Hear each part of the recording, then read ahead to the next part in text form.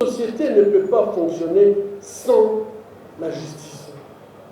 Et que demander la justice, ce n'est pas une vengeance. La justice, ce n'est pas puisque vous aimez ou vous n'aimez pas quelqu'un. La justice, c'est pour établir les règles qui permettent à une société de pouvoir fonctionner normalement. Et on ne peut pas faire fonctionner une société normalement avec des crimes, des violations graves des droits de l'homme tels que nous les avions connus en République démocratique du Congo.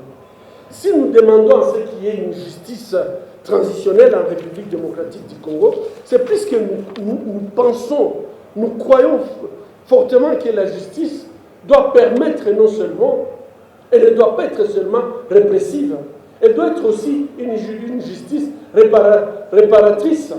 Et nous avons besoin de cette réparation. Aujourd'hui, notre État, comme je vous ai dit, ce qui est visible, c'est l'état des routes. Ce qui est visible, c'est le délabrement des institutions. Mais ce que tout le monde peut-être ne voit pas, c'est le délabrement du tissu social. Et je pense que même si nous sommes en train de marcher sur des richesses énormes, ces richesses sont en train de construire d'autres États que construire la République démocratique du Congo. Et ça, c'est dû au fait que nous avons ce manque de cohésion, nous avons ce délabrement du tissu social où finalement chacun essaye de faire pour soi, et en fait on le fait pour soi pour tout simplement après mourir sans léguer quoi que ce soit aux générations à venir. Et donc je pense que la justice transitionnelle, c'est une justice qui doit nous aider à reconstruire, à réparer ce qui a été détruit. On ne peut pas parler de la justice sans réparation. Et moi, je pense que cette réparation peut être individuelle, elle peut être collective, mais il faut absolument qu'on arrive à une réparation. Nous devons absolument penser, quand les gens arrivent ici au Congo, j'ai pu faire venir Zaïd, qui était le haut-commissaire aux Nations Unies pour les droits de l'homme. Effectivement, des questions qui se posent. Où sont des mémorials chez vous? Est-ce que vous n'avez rien qui montre qu'il s'est passé? On parle de 6 millions de morts.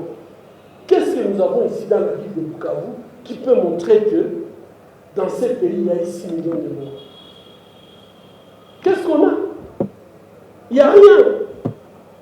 Je félicite encore les amis de Chabunda, même si ils sont complètement enclavés, mais quand j'étais à Chabunda, j'ai trouvé un monument de 8 ou 10 mètres de hauteur, avec une femme au sommet qui regardait vers l'est. J'ai demandé pourquoi, ils ont dit « regarde vers l'est puisque tous nos malheurs viennent de là ».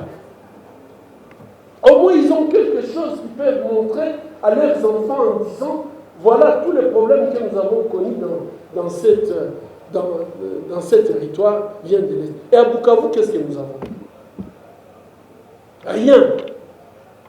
Donc je pense que ce devoir de mémoire, c'est un devoir qui nous permet tout simplement de dire aux générations, faites attention, vivons ensemble, construisons ensemble. Nous sommes un peuple. Ceux qui n'ont pas d'argument, ils cherchent toujours à nous diviser, à montrer que lui, il est de telle tribu, lui, il est de l'autre tribu. Est-ce que vous avez vu sur les images, j'ai été reçu par les chefs, les gars, et ils ont écrit sur la banderole « Mwana Witu Mukweli ». C'est ça le Congo que nous voulons, où tout Congolais, partout où il est accueilli comme un Congolais. Mais lorsqu'on commence à entrer dans des petits jeux d'intérêt individuel, on casse tout, et quand on détruit tout, finalement on arrive à un désordre complètement organisé comme ce que nous subissons en République démocratique du Congo. Mais je pense que le vivre ensemble, nous pouvons le faire. Mais le vivre ensemble aussi suppose qu'il y a un état de droit. Il y a des choses que nous ne devons pas, que normalement on ne devrait pas prononcer sans être poursuivi. Tout ce qui divise, tout ce qui amène à ce qu'un autre être humain soit humilié, soit rabaissé. Il y a des pays comme la France, si vous insultez quelqu'un, sale nègre, vous aurez affaire à la justice. N'est-ce pas? Mais si nous, on continue à s'insulter entre tribus, et on le fait comme si c'était quelque chose de normal, on n'a même pas peur de le faire. Alors que nous avons tous la même morphologie, la même couleur de la peau, et quand vous parlez dans votre langue, moi je peux suivre tout ce que vous dites. Donc je pense que la justice est capitale pour reconstruire ces pays. On ne peut pas le faire sans pouvoir penser à tout ce qui s'est passé. Notre passé va nous permettre de construire notre futur. Et si nous ignorons notre passé, eh bien, nous serons dans la répétition. Ce n'est pas de la nostalgie. Mais est-ce qu'à l'époque de Mobutu, quelqu'un pouvait oser prendre les armes? Qu'on vous attrape avec un fusil, on savait que c'était votre femme.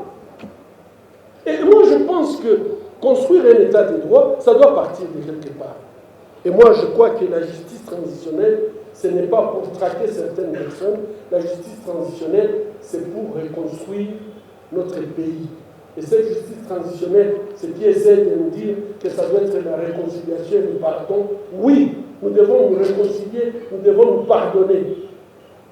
Oui, mais ça doit être, en plus de ça, on doit utiliser tous les mécanismes de justice transitionnelle, qui soient judiciaires ou extrajudiciaires.